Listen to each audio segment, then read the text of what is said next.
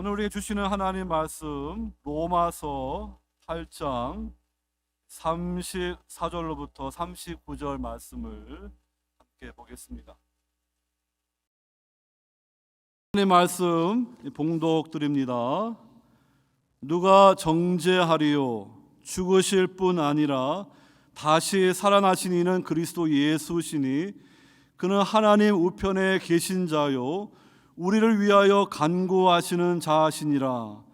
누가 우리를 그리스도의 사랑에서 끊으리요? 환난이나 곤고나 박해나 기근이나 적신이나 위험이나 칼이랴. 기록된 바 우리가 종일 주를 위하여 죽임을 당하게 되며 도살 당할 양같이 여김을 받았나이다 함과 같으니라. 그러나 이 모든 일에 우리를 사랑하신 이로 말미암아 우리가 넉넉히 이기느니라. 내가 확신하노니 사망이나 생명이나 천사들이나 권세자들이나 현재일이나 장래일이나 능력이나 높음이나 깊음이나 다른 어떤 피조물이라도 우리를 우리 주 그리스도 예수 안에 있는 하나님의 사랑에서 끊을 수 없으리라. 아멘.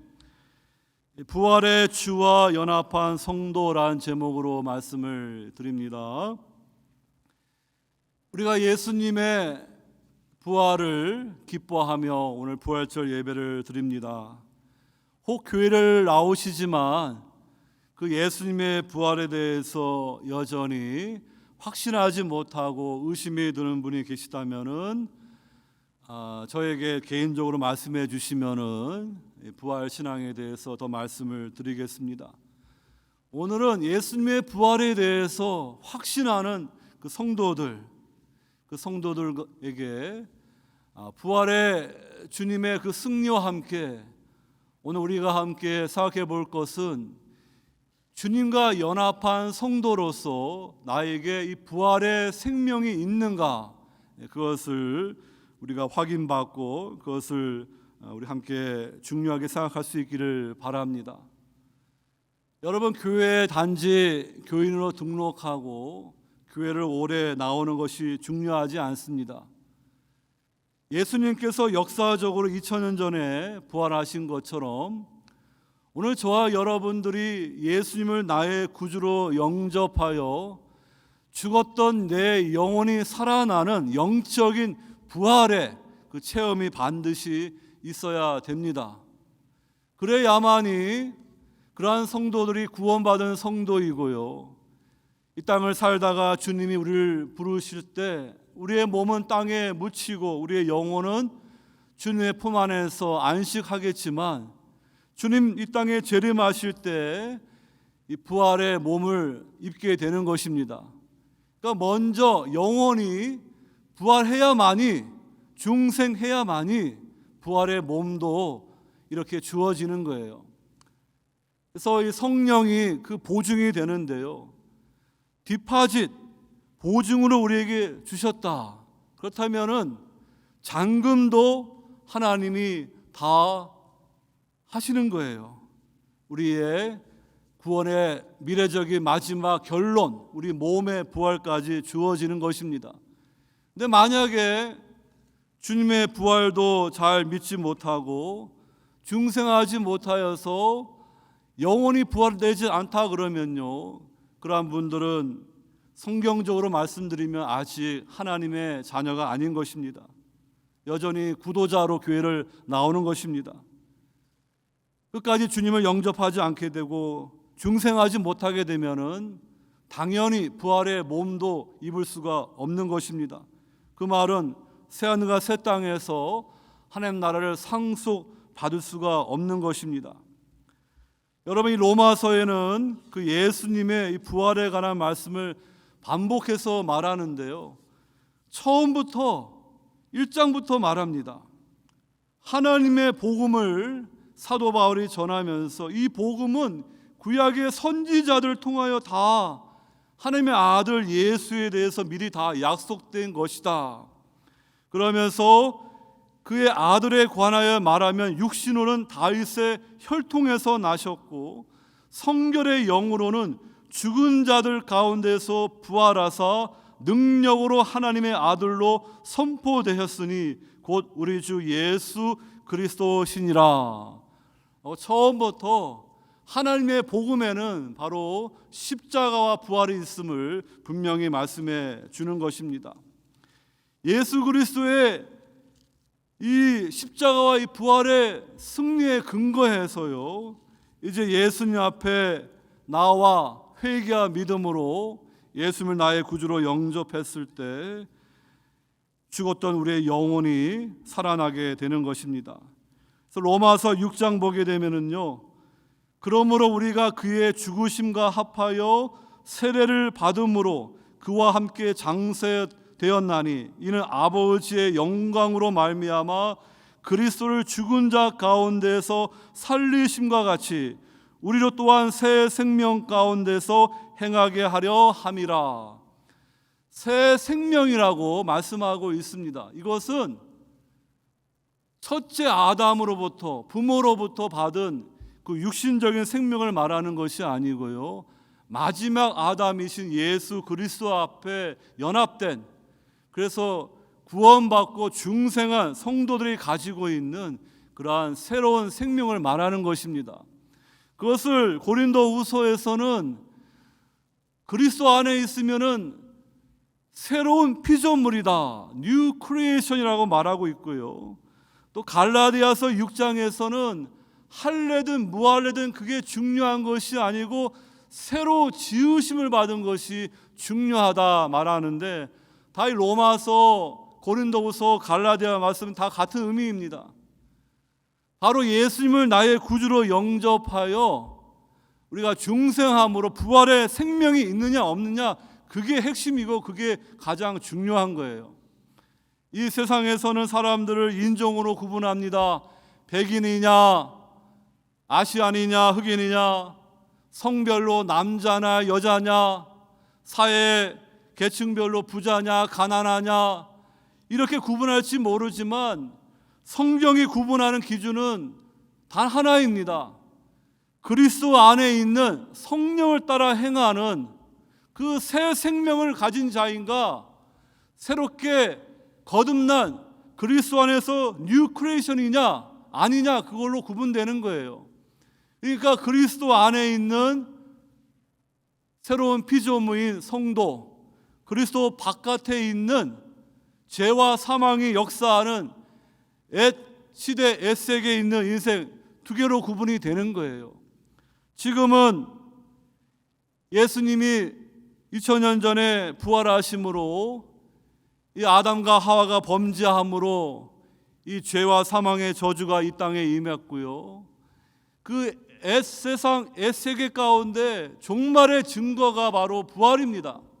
예수님이 부활의 첫 열매로 사망 권세를 이기시고 부활했기 때문에 우리 역사 가운데 이 새 시대의 새 영역이 들어와서 지금은 오버랩, 겹쳐져 있는 종말론적인 시대를 우리가 살고 있는 거예요.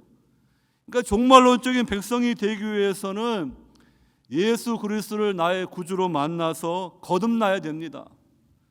만약에 교회를 나왔는데도 중생에 분명한 확신이 없고 거듭나지 않게 되면은 그 사람은 교회에서 교인인지 모르지만 옛 시대의 옛 영역에 속해 있는 그리스도 밖의 인생인 거예요. 아담하에 속해 있는 거예요. 하지만 예수님을 나의 구주로 영접하여 거듭난 성도들은 이제 새 시대의 새 영역 가운데 부활의 생명을 가지고 살아가는 거예요. 하지만 우리의 몸이 이 겹치는 시대 가운데 있기 때문에 우리 성도들도 고난을 당하고 몸이 병들 수가 있습니다. 그럼에도 불구하고 거듭난 하나님의 자녀들은 이 확신이 있기 때문에 우리는 이 애시대의 그러한 모든 어떤 공격과 위험 속에서 절대로 낭망하지 않고 끝까지 믿음을 지킨 후에 주님 재림하셨을 때 이제 하나님 나라가 완성되는 그날은 더 이상 애시대의 영역은 없는 것입니다. 죄, 사망, 마귀는 다 사라지는 것입니다. 그때는 구원받은 성도들만이 주님과 함께 영원토록 새하늘과 새 땅에서 그러한 축복된 삶을 살아가게 될 것입니다. 그러므로 여러분, 오늘 이 로마서 이 8장을 통하여서 우리가 쭉 말씀을 상고했는데, 교회에 나오는 게 중요한 게 아니고 예수 그리스도와 십자가 함께 죽고 부활한 그리스도와 믿음으로 연합한 그러한 성도인가 아닌가, 그게 중요한 것입니다. 그래서 로마서 8장 1절에서부터 그리스도 안, in Christ라는 단어로 이렇게 시작되는 거예요. 그러므로 이제 그리스도 예수 안에 있는 자에게는 결코 정죄함이 없나니, 반대로 그리스도 바깥에 있으면은 죄의 정죄함을 받게 되고 죄의 싹은 사망이고요, 죽음으로 끝나는 것이 아니라 주님 이 땅에 재림하실 때 최후의 심판이 있고 불못에 던져지는 둘째 사망이 있는 것입니다. 그렇기 때문에 그리스도 안에 있고 그리스도 바깥에 있는 건 완전히 다른 것입니다. 이제 그리스도 안에 있다는 그 말씀이 이제 결론으로 오늘 본문 로마서 8장의 마지막 39절에 우리를 우리 주 그리스도 예수 안에 있는 하나님의 사랑에서 끊을 수 없으리라. 그 in Christ, 그 하나님의 사랑 안에 있는 그 성도들은요, 그 어떤 것도 하나님의 사랑에서 끊을 수 없다는 이 승리의 창가로 로마서가 마치고 있는 것입니다. 그러면 여러분, 내가 그리스도 안에 있는 구원받은 성도인가? 교회라는 건물에 나올지 모르지만 여전히 그리스도 바깥에 있는 그러한 사람인가? 다르게 표현하면 그리스도 안에 있다는 것은 바로 어둠에서 하나님의 사랑의 아들로 돌아온 빛의 자녀라는 것입니다. 근데 그리스도 바깥에 있다는 건 여전히 흑암의 권세 안에서 방황하는 인생이라는 거예요. 그러니까 낮의 아들과 밤의 자녀는 완전히 다른 거예요. 지금은 낮과 밤이 교차로 되지만요, 여러분, 우리 인생도 결국에는 마침이 있는 것입니다. 세상에 빛이신 예수 그리스도께서 구원의 기회를 주실 때 주님을 붙잡아야 돼요. 그래야만이 어두운 세상에서 건진받아서 빛의 자녀로, 낮의 아들로 살아갈 수가 있는 것입니다. 여러분, 우리가 주님에 연합한 성도라는 것이 바로 이 그리스도 안에라는 표현으로도 말씀드릴 수 있고요, 또 다른 표현으로는 그리스도와 함께라는 그러한 표현으로도 설명이 됩니다. 오늘 로마서 8장에는요, 이 함께, 위드라는 전치사 헬라 쉰이라는 단어가 사용돼 가지고 이렇게 많이 나옵니다. 오늘 32절에도 그 아들과 함께, 하나님의 아들과 함께라는 표현이 나와 있는데요, 이 로마서 8장에 9번에 걸쳐서 이 함께라는 단어를 조합한 단어들이 많이 나오는 것입니다. 그 중에 하나가 10절 보게 되면은 자녀이면 또한 상속자, 곧 하나님의 상속자여 그리스도와 함께한 상속자니, 그러니까 성도는 그리스도와 공동 상속자이고요, 우리가 그와 함께 영광을 받기 위하여, 하나님의 자녀는 그리스도와 함께 영광을 받는데 고난도 함께 받아야 할 것이니라. No cross, no cry는 말과 같이요, 우리 하나님의 자녀들은 이 십자가의 고난을 통과해서 이 부활의 영광에 참여하는 거예요. 그래서 신앙생활을 고난이 없다고 생각하면은 성경을 잘못 아시는 것입니다. 하나님의 자녀라는 증거가, 그리스도와 연합한 증거가 바로 고난에 참여하는 거예요. 그리스도의 고난에 함께하는 거예요. 주님 앞에 헌신하고 충성하게 되면요, 반드시 고난이 있습니다. 근데 넓으면 넓은 길로 대충 신앙생활 하면은 고난 같은 거 없어요. 그렇지만 그렇게 되면은 그리스도와 관계없다는 걸 보여주는 거예요. 주님과 연합하지 못한 그냥 껍데기 신전한 걸 보여주는 거예요. 근데 여러분들이 내가 예수님 믿는데도 왜 내 삶에 고난이 있다, 그게 증거입니다. 여러분들이 하나님의 자녀이기 때문에 이 고난을 통과해서 부활의 영광에 참여하는 것입니다. 오늘 이렇게 부활의 주님과 연합한 우리 성도들에게 주어지는 은총이 무엇인지 간단히 세 가지로 말씀드리면요, 첫째를 부활의 주와 연합한 성도에 대한 세상의 판결은 뒤집힌다 말씀을 드립니다. 오늘 우리가 이 33절로 34절 보게 되면은 누가 능히 하나님께서 택하신 자들을 고발하리요 의롭다 하신 일은 하나님이시니 누가 정죄하려, 이 말씀에 앞뒤로 지난주에 말씀드린 것처럼 예수님의 십자가 부활을 말하고 있습니다. 자기 아들을 아끼지 아니하시고 우리 모든 사람을 위해 내주신 이 예수님의 십자가, 그 아들과 함께 모든 것을 우리에게 주시지 아니하겠느냐. 예수님의 부활, 그 다음에 죽으실 뿐 아니라 십자가 다시 살아나신 이는 그리스도 예수, 이 부활입니다. 그러니까 성도들의 이 정죄하고 고발하는 이런 이 세상의 판결들은요, 그 예수님의 십자가 부활의 승리 앞에서 다 뒤집히는 거예요. 유대교 종교법정이, 빌라도 로마의 정치법정이 아무 죄가 없으신 예수님을 십자가에 죽게 하는 죄수로 정죄했습니다. 그런데 예수님은 아무 죄가 없으신 의인이시기 때문에요, 최종 법정이 하늘의 법정에서는 그게 다 뒤집히는 거예요. 그러니까 이 사망이 죄인이 아니신 예수님을 무덤에 붙잡을 수 없는 것입니다. 그래서 성경의 약속대로 3일 만에 예수 그리스도께서 부활 승리하심으로 이 사망의 독침과 같은 이 죄의 권세를 다 이기시고 죄와 사망 마귀의 권세를 다 이기신 줄로 믿으시기 바랍니다. 그러니까 여러분, 이 세상의 판결, 하나님의 아들을 피고석에 세워놓고 죄인하고 정죄하고 못 박아 죽였지만 그거는 다 뒤집혔습니다. 그것이 부활의 증거예요. 마찬가지로 주님을 따르는 성도들도 주님에 대한 헌신 때문에 세상으로부터 조롱을 당하고 박해를 받습니다. 주일날은 신자인데 월요일부터 토요일날은 그냥 세상 사람들과 비슷하게 신앙을 타협하게 되면 세상 사람들이 우리 편이구나, 별로 박해 안 할 거예요. 근데 여러분들이 정말로 말씀을 따라 순종하면서 주일뿐만 아니라 월요일부터 토요일의 삶 속에도 정말 하나님의 증인으로 살아가게 되면은 반드시 세상 사람들 여러분들을 비웃고 조롱하고 또 어려움을 줄 것입니다. 그렇지만 이 세상의 판결은요, 다 뒤집히는 거예요.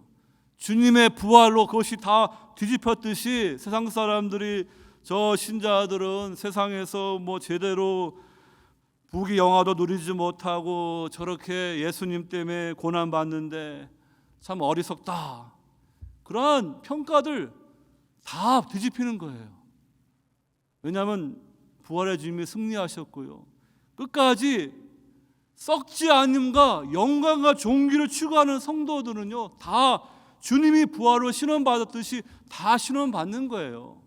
그러니까 여러분들, 우리는 낙심하지 말고요, 계속해서 주님 가신 이 길을 따라갈 때 우리는 주님이 부활로 승리한 것처럼 이 세상의 판결이 우리를 어떻게 아무리 정죄하고 우리를 잘못 말할지라도 우리는 이미 승리한 자들입니다. 그리스도 안에서 넉넉히 이기는 자라고 말씀해 주셨습니다. 사도 바울이 이 로마서에서 그 시편 44편 말씀, 공동체 한탄의 신을 인용하는데요, 거기에는 믿음을 저버리고 우상 숭배했기 때문에 고난받는 신자들이 한탄하는 그것이 아니에요. 주님 때문에 고난을 무릅쓰는 그러한 신실한 신자들이 하나님 앞에 한탄의 그러한 간구를 드리는데요, 그들이 어떻게 기도합니까? 우리가 종일 주를 위하여 죽임을 당하게 되며 도살할 양같이 여김을 받았나이다. 우리 목자이신 예수님을 세상이 못 박아 죽였기 때문에 그 주님의 양인 우리도 당연히 도살할 양처럼 우리는 십자가에 죽는 거예요. 서서히 죽어가는 거예요. 그래서 주님은 자기를 부인하고 자기 십자가를 지고 나를 쫓지 아니하면 내 제자가 될 수 없다고 분명히 말씀했습니다. 주여 깨소서 어찌하여 주무시나이까. 일어나시고 우리를 영원히 버리지 마소서. 어찌하여 주의 얼굴을 가리시고 우리의 고난과 압제를 잊으시나이까. 그 고난당하는 성도들이 하나님 깨소서 어찌하여 주무십니까? 우리의 고난과 압제를 잊으십니까? 일어나 우리를 도우소서. 주의 인자하심으로 말미암아 우리를 구원하소서. 이렇게 시편 44편 말씀이 마치는데요, 여기에 나와 있는 깨다, 일어나다 다 부활을 가리키는 그러한 표현들인 것입니다. 그러니까 여러분, 신구약에 있는 모든 성도들, 그들을 실현하기 위해서요, 예수 그리스도께서 우리의 대표로, 우리의 왕으로 십자가에 죽으시고 부활하셨습니다. 사망 권세 이기시고 일어나셨어요. 그렇기 때문에 이 세상의 모든 판결은 다 뒤집히는 거예요. 그러면 여러분들이 주님 때문에 고난받고 어려움 받을지라도 낙심하지 마시고, 이미 우리는 승리한 걸 알고서 지금 믿음 생활을 하는 거예요. 이미 결론을 알고 신앙생활을 하는 거예요. 하지만 이 땅에서의 고난이 참으로 힘들고 어려운 건 분명하기 때문에 이렇게 로마서 8장 말씀을 통하여 우리에게 확신을 주고 담대함을 주는 줄로 믿습니다. 두 번째로, 부활의 주와 연합한 성도에 대한 마귀의 참소도 기각된다. 이 같은 의미에서요, 여러분, 우리 성도를 대적하고요, 우리를 고발하고 정죄하는 그 대적이 마귀입니다. 구약에 보게 되면은, 욥기서 보게 되면은 하나님의 사랑하는 그 욥을 마귀가 참소합니다. 또 구약의 스가랴서 말씀 보게 되면은 더러운 옷을 입고 있던 대제사장 여호수아를 이 마귀가 우편에서 참소합니다. 여러분, 이 마귀의 이 참소 앞에 부당한 것도 있죠. 이 마귀가 미혹하는 자, 유혹하는 자로서 하나님의 백성들을 범죄하고 넘어지게 했기 때문에 사실 이 마귀의 참소에도 이렇게 100% 맞는 것은 아닙니다. 근데 우리가 어떻게 이 마귀의 이 참소에서 우리가 더 이상 고발당하지 않고 정죄받지 않습니까? 바로 우리를 대표해서 예수 그리스도께서 십자가에서 우리가 받아야 할 모든 형벌을 다 담당하시고, 우리는 다 지키지 못했지만 하나님의 모든 율법을 다 완성하셨기 때문에 그리스도 안에서 우리는 의로운 자라, 그러한 칭함을 받는 그러한 하나님의 자녀가 된 것입니다. 그러니까 여러분, 예수 그리스도를 나의 구주로 만나서 거듭난 성도들에게는요, 더 이상 이 마귀의 참소가 없습니다.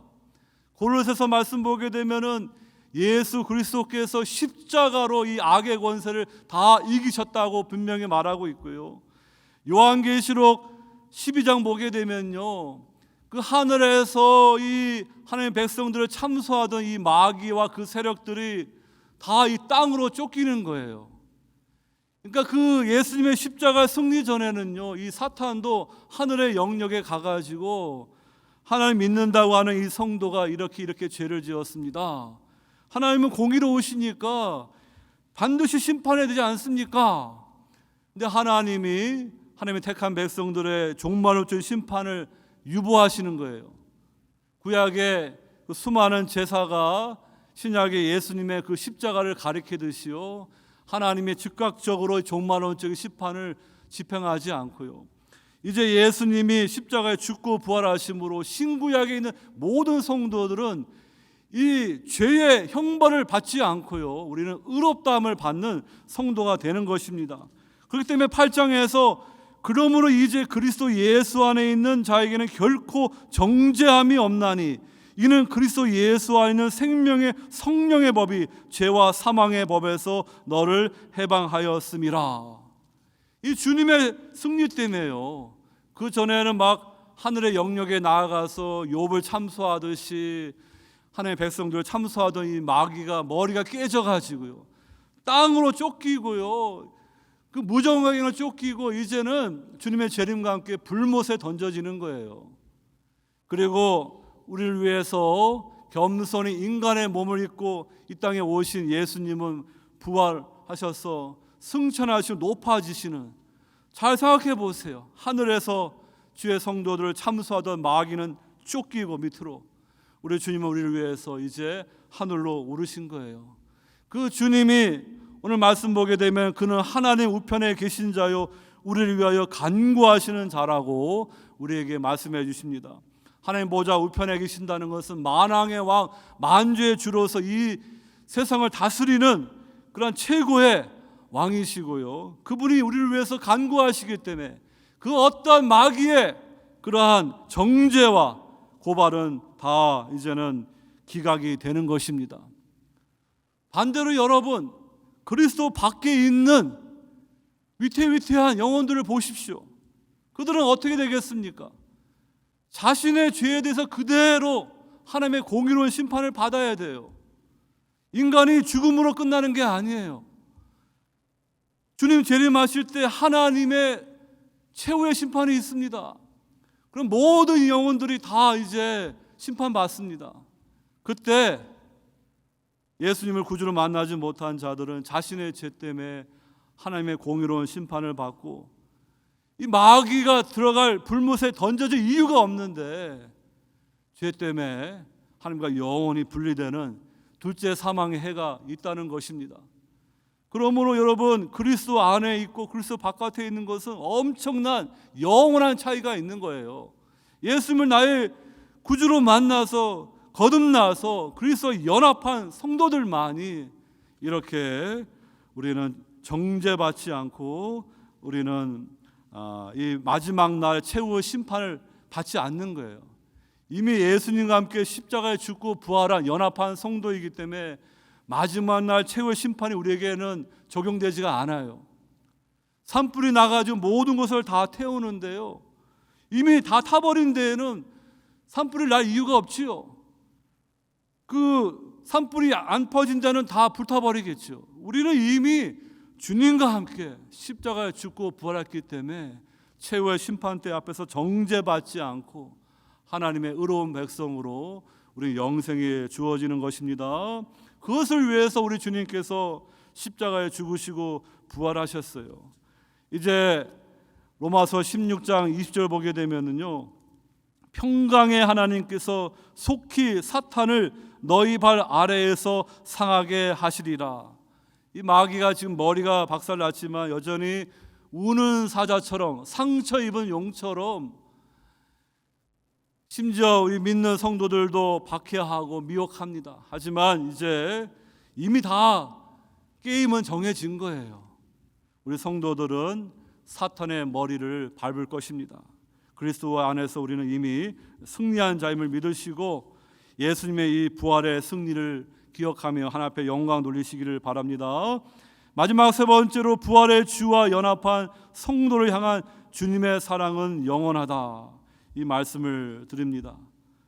여러분, 이 가룟 유다하고 베드로의 차이가 무엇입니까? 둘 다 3년 동안 예수님을 따랐어요.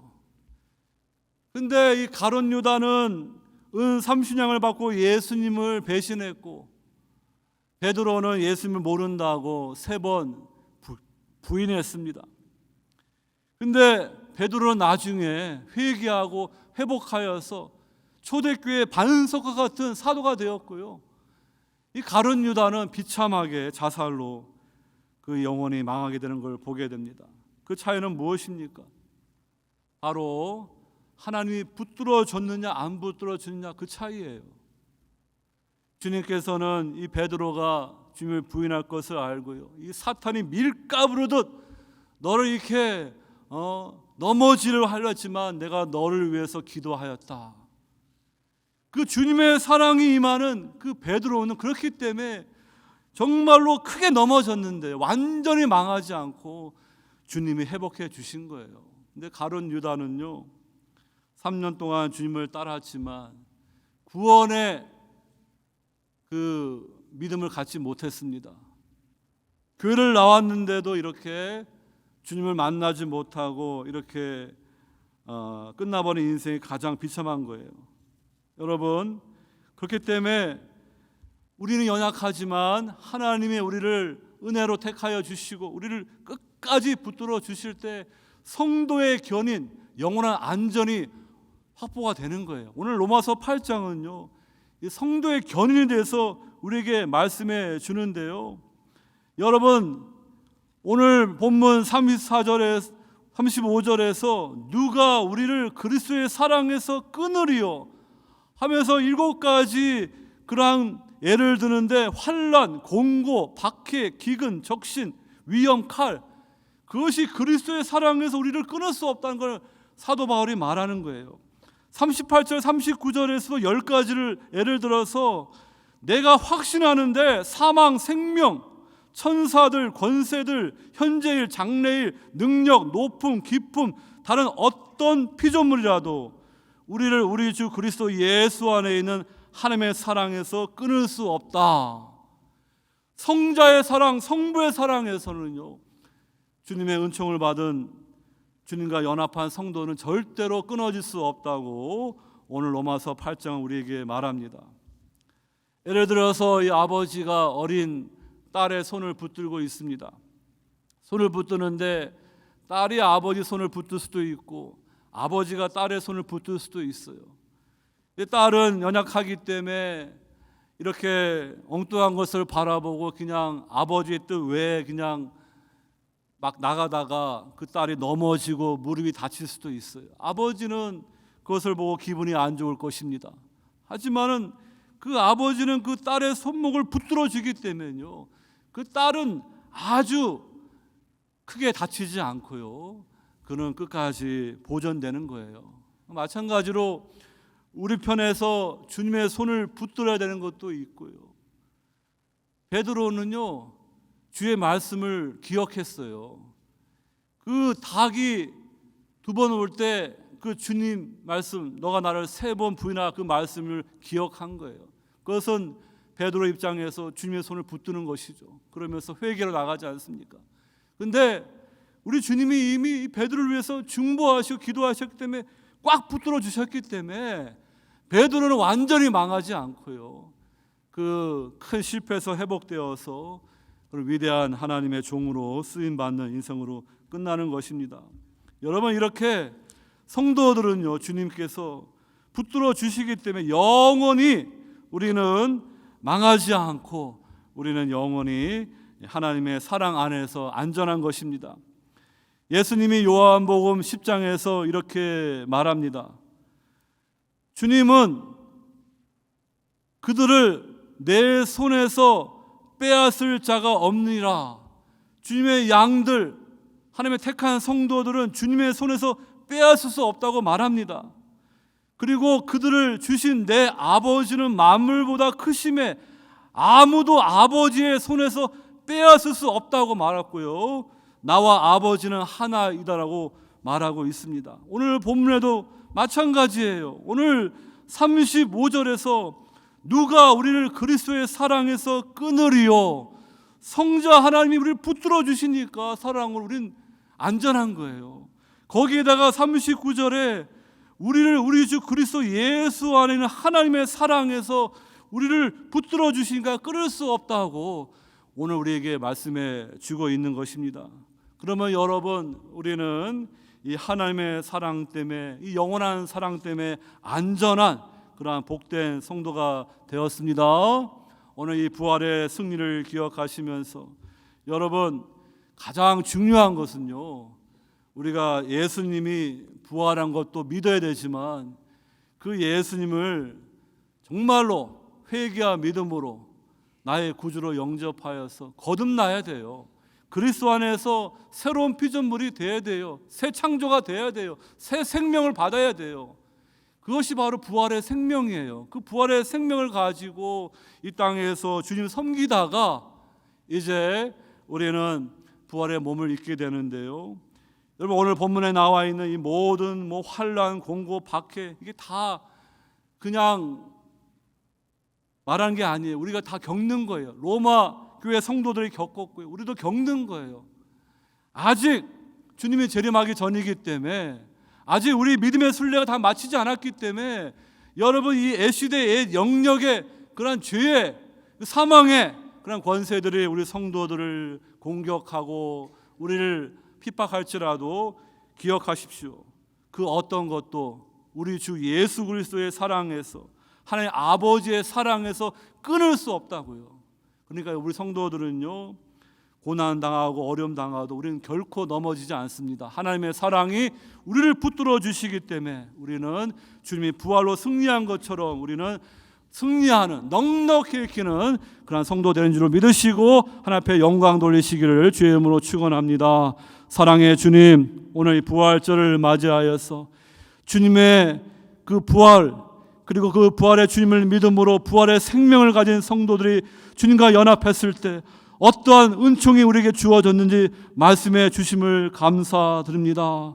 주님, 우리가 이 땅을 살아갈 때 여전히 어려움이 있고 고난이 있지만 오늘 말씀을 통하여서 주님의 그 사랑이, 하나님 아버지의 사랑이 우리를 붙들어 주시기 때문에 결코 우리는 망하지 않고 최후 승리를 얻는 그런 승자임을 말씀해 주셨습니다. 이 말씀을 붙들면서 하나님 앞에 영광을 돌리며 기쁨으로 승리의 찬가를 부르는 귀한 성도들 다 될 수 있도록 은혜 내려 주시옵소서. 예수 그리스도 이름으로 기도드리옵나이다.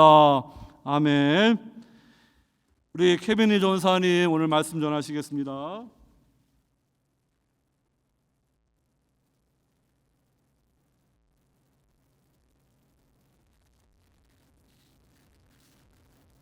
Well, Jesus is alive, amen? Amen. I pray that this truth is not something that we only remember today, but every single day of our lives. It's such a great news, and we're just so grateful of what God has done for each and every one of us. And once again, let's remember the resurrection power that we have in Christ Jesus, and let's live the life that God has called us to live. Okay? So with that being said, it is my honor and privilege to always be able to share God's word with you guys. And I want to just begin by sharing how when we approach a certain event in life, right, we feel the anticipation even more, as that event nears. Am I right? Like for instance, if I were to give you guys an example, if you have a date that you have set on Thursday night, then on Monday, you're not going to feel the anxiety or the intensity. But when it comes to Wednesday night and even Thursday morning, you feel it a lot more, right? You feel it, the butterflies in your stomach.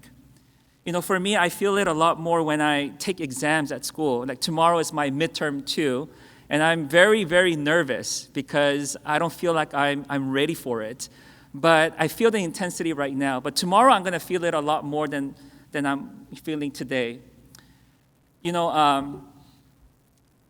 Every Sunday before I come before the pulpit, I feel nervous. Like even today when Moksanim was concluding his message and when he was praying, my heart was just pounding. Not because I'm nervous about speaking in front of people, but because I'm getting behind the pulpit and dispensing God's word. And to me, that's a fearful thing to do. And so I feel it every day, not every week. When Sunday arrives, I feel the nervousness. I'm very sure that all of you, or most of you guys, will be reciting the passages from Romans chapter 8 that you guys are feeling the nerves, right? Am I right? A little bit? Okay. So with these things in life, we feel the anxieties, we feel the intensities as the event nears. There was one time when my mother got really sick and she was rushed to the ER. And I remember getting a call from my sister. She told me, hey, you need to come to the ER right away, as soon as possible.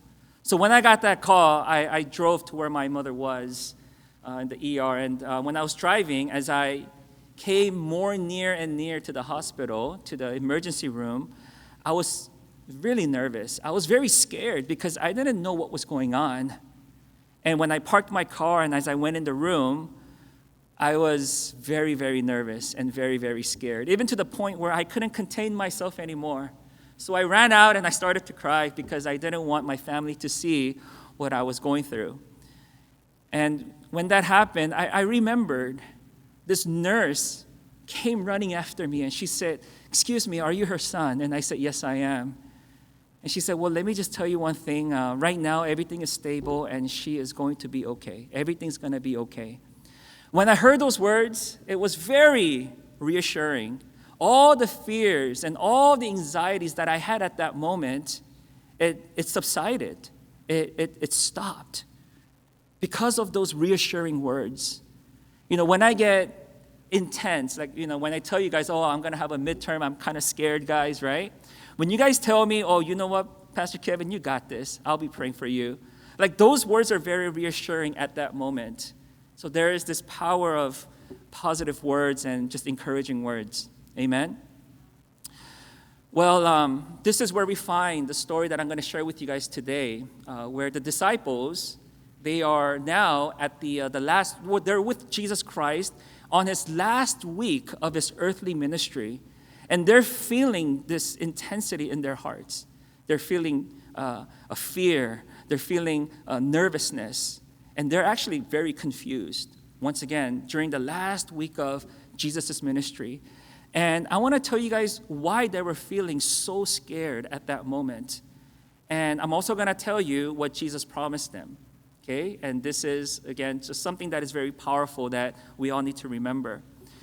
Well, for the disciples, they were very nervous because, and this is the context, we have to understand why. Jesus Christ started his ministry when he was 30 years old, about 30 years old, according to Luke. And he gathered to himself 12 disciples. And these 12 disciples, what did they do? They followed Jesus. They didn't really fully understand who Jesus was at that time. Well, he was the long-awaited Messiah from their understanding, but they were kind of pursuing a wrong kingdom from their perspective.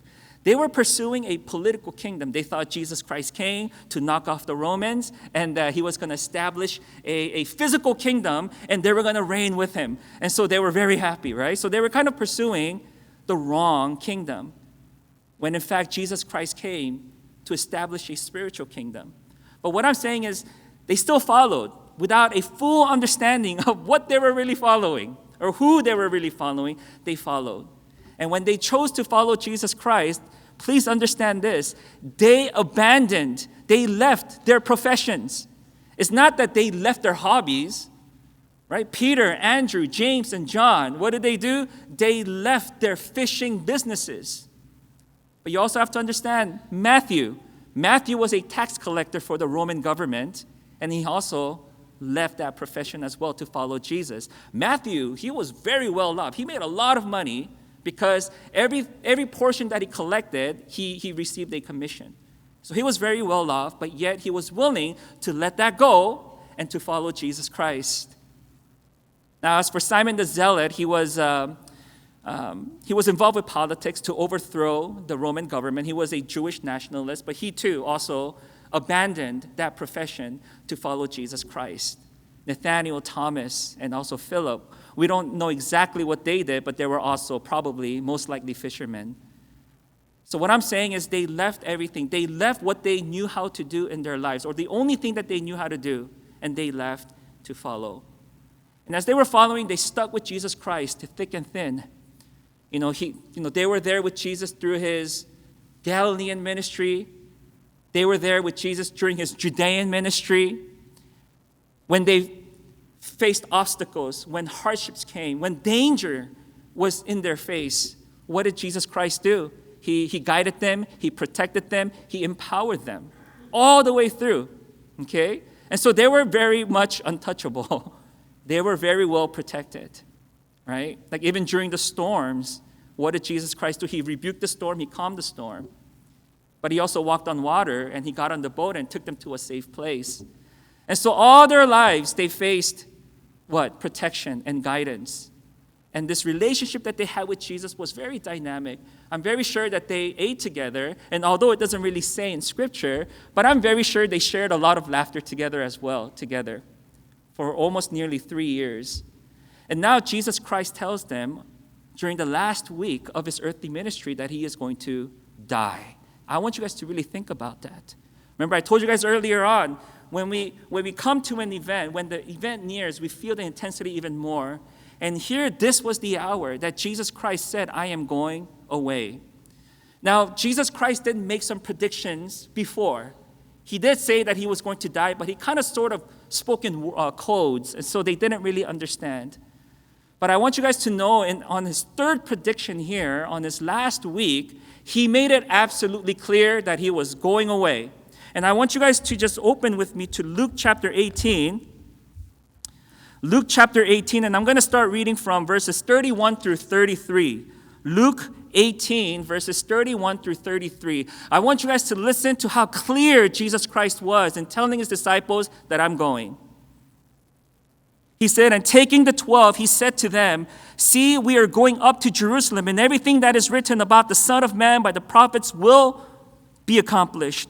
For he will be delivered over to the Gentiles and will be mocked and shamefully treated and spit upon. And after flogging him, they will kill him. And on the third day, he will rise.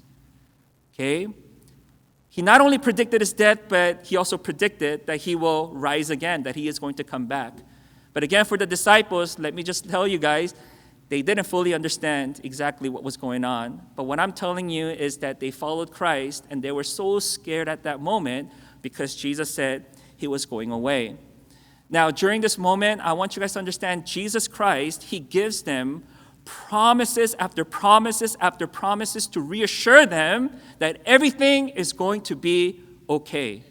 Okay? And the story that I'm going to share with you guys today comes from what Jesus shared with his disciples in the upper room. And that upper room discourse is very unique to the Gospel of John. Remember in the Gospel of John, he had these lengthy discourses, these long teachings from Jesus Christ that the other Gospels did not have. And so if you guys can all turn with me to John chapter 14. John chapter 14. I'm going to read verses 15 through 20. John chapter 14, verses 15 through 20. And this is what Jesus said in the upper room. If you love me, you will keep my commandments, and I will ask the Father, and he will give you another helper to be with you forever, even the Spirit of truth whom the world cannot receive because it neither sees him nor knows him. You know him, for he dwells with you and will be in you. I will not leave you as orphans. I will come to you. Yet a little while, and the world will see me no more, but you will see me. Because I live, you also will live. In that day you will know that I am in my Father, and you in me, and I in you. Amen. We're going to stop right there. Now again, this is taking place in the upper room. Once again, when the disciples are absolutely confused and scared. This is where Jesus Christ tells them that everything is going to be okay. And I want you guys to understand that this message is not just for the disciples, but it's for every believer. And this is why this upper room discourse is just so important. I'm so grateful that the Holy Spirit chose to reveal these teachings, to us, because it really gives us hope as well. The first thing that Jesus says is, if you look at verse 14, chapter 14, in the beginning and in the end, Jesus says, let your hearts not be troubled. That is an emphasis. Because again, their hearts were troubled. The word trouble in the Greek is tarasso. And you know what the word tarasso is? It's basically a picture of the sea moving back and forth. Have you guys ever been to the ocean? Have you guys ever been to the beach when it was very windy? You see the waters just moving back and forth and the waves crashing, and it looks very chaotic. Like I've been to the beach many times, especially when it was windy. And when I look at the sea, I'm glad that I'm not in there because it's very scary and it's very chaotic. And this is what was going on inside the hearts of the disciples. They were very much troubled. And Jesus Christ says, do not let your hearts be troubled. Do not let it be troubled. Again, the disciples, they didn't know what was going to happen. Jesus Christ was going to be prosecuted and he was going to be killed. They thought, man, you know what? We're guilty by association. And so we're probably going to die too. This is what they were probably thinking. Jesus Christ also said that one of you will betray me. He also said to Peter that you are going to deny me 3 times and all of you guys will flee. And so in their hearts, they are absolutely scared. But Jesus calms them down and says, everything's going to be okay. Don't worry. And we need to constantly hear those words from Christ and the Word of God. Because again, our lives are full of troubles. And yet, when you know the truth, when you know who is in you, when you know who your God is, He is in absolute control of your lives. Am I right? Or is the scripture right? Amen? And so this is what's happening here. So do not let your hearts be troubled. And there is this first promise that comes. And there are many promises, by the way, but in our passage, the first promise is, I'm going to send you a what? Another helper. And as you guys know, Jesus Christ is promising them that even though physically I am leaving, another person is going to come to reside in you and with you forever. And it's that word parakletos. Parakletos. The word para, which means to come alongside, right? That's where we get the word parallel. When things are parallel, what do you see? You see someone standing beside you, right? So this is the Holy Spirit that he's talking about, the helper, the comforter, who's going to come alongside you and be with you and in you forever. Now, this word here, parakletos, or the word another, as you guys already know, there are two words in the Greek that describes the word another. It's the word allos and the word heteros. And the word allos means this: I'm going to send you a helper, another helper of the same kind. And so Jesus Christ was saying, I know your hearts are troubled, but what I was to you on this earth, this Holy Spirit will be the same for you. He's going to give you the same guidance, the same empowerment that I had always given to you. It's a different person, but it is the same empowerment and the guidance. And so, again, with this promise, the disciples should have felt super encouraged. Okay? I will send you another helper. I'm going to ask the Father to send you another helper. That should have given them a lot of strength. Now, the second promise is what? He says, well, let's read verse 14. He says, I will not leave you as orphans, I will come to you. He's basically saying, I'll be back. I'm coming back. If you look at John chapter 14, verse 1, he even says it, right? In my Father's house are many rooms. If it were not so, would I have told you that I go prepare a place for you? And if I go and prepare a place for you, I will come again and will take you to myself, that where I am, you may be also. So that's also a promise that even though he's leaving, that he is going to rise, that he's going to come back and take him with him. He's basically saying, I will take you myself. That's an emphasis. And even here, Jesus Christ reminds them over and over and over again, I will not leave you as orphans. When you think of orphans, I want you guys to think of this. Orphans were helpless, they were unloved, and they were neglected. Okay? They were unwanted. This is how the disciples felt. And I know many times this is how Christians feel as well, that we feel unloved, that we feel unwanted, we feel neglected by God sometimes, but that is far from the truth, that God absolutely loves you. Like if you read John chapter 13 in the beginning, John starts off by saying, having loved his own to the end. God, Jesus Christ, loved his disciples and his people. But here he says, I will be back. Okay? I will be back. Yet a little while, and the world will see me no more. A little while is just few hours away. Few hours away from his crucifixion. But he says, the world will no longer see me, but you will see me. What is he talking about? He's talking about his resurrection. He's going to come back. And I love this here, brothers and sisters. We have to get this right. He says, because I live, you also will live. What does that mean? Because I live, you also will live. Because I live is talking about his resurrection again. Right? But what does it mean that because I live, you also will live? That is talking about the future. It's in the future tense. It's not just talking about because I'm breathing, you're also going to continue to breathe. Just because I live, you're going to just live. That's not what Jesus Christ is saying. He's saying that because I live, something's going to happen. When the Holy Spirit comes upon you, there's going to be this new dynamic in your life. And what is this new dynamic he's talking about? It's in the next sentence. It says in verse 20, in that day, that's the day of Pentecost, when the Holy Spirit will be poured out upon the disciples and every believer. In that day, you will know that I am in my Father, And you in me, and I in you. Think about the dynamic relationship between God the Father, God the Son, and God the Holy Spirit. Jesus Christ is saying on that day, you are included in that relationship. Do you guys understand how dynamic and powerful your life is today? There is no power within you or within me, but there is an absolute power in the life of God. And this is a new relational life that we get to experience today. Why? Because He lives, right? The moment you become a believer, the moment you place your faith in Jesus Christ, this is the new dynamic, this new life that you get to live. Apostle Paul said it.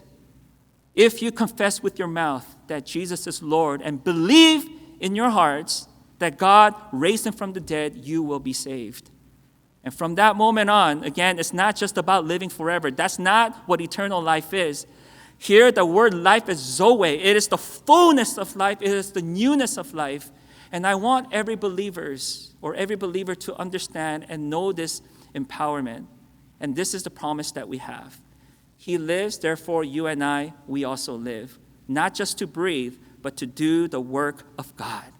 To show the world who He is. And you know what else?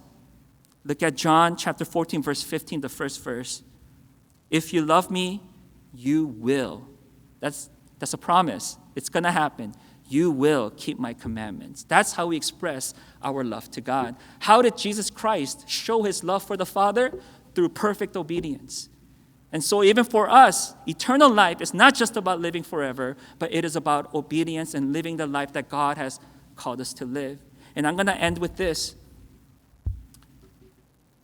Peter, when Jesus Christ told him, you're going to deny me 3 times, what did he say? Surely not, I will never deny you. He was confused. He didn't really understand his own heart. And the disciples, many of them, they did not understand their own hearts either. How many of you guys can say, I understand my own heart? Many of us, we shouldn't trust our hearts. We need to trust the truth. Remember, the Spirit of truth is in us. We cannot trust, again, in our hearts because it's very deceiving. But I'm going to tell you one thing that's for sure, is that our hearts are easily troubled. Am I right? Every single day, our hearts are troubled, and we're scared, and we are anxious, and we are nervous about many, many things. But once again, I want you guys to remember and understand that He lives, and the Spirit of God lives in you. And let Him direct you and guide you into all truth. And let Him empower you, right?